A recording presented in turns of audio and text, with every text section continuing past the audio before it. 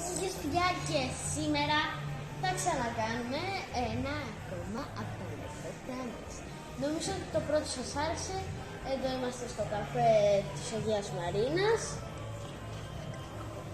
που λέγεται εναλλακτικό, και εδώ πέρα θα κάνουμε τα ανέκδοτα. Πιστεύω ότι σας αρέσει. Έχει να κάνει με έναν μποξερά. Ήταν ένας μποξέρ που έμαθε ότι ο αντίπαλος του ήταν αίτητος για 934 φορές. Και λέει στον προπονητή του, προπονητή, τι θα κάνω, λέει ο προπονητής. Θα πρέπει να τρως παραπάνω από ό,τι θα ρίχνεις. Και λέει τέτοιο. Και λέει ο μποξέρ, μα γιατί? Και μετά λέει ο προπονητής, ξέρεις ότι δεν χτυπάμε κάτω από τη ζώνη, και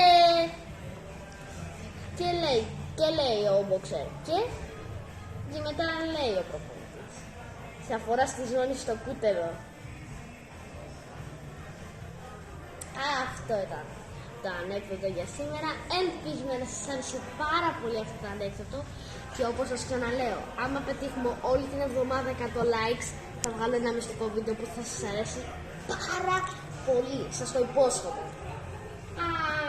Και θα τα πούμε στο επόμενο βίντεο.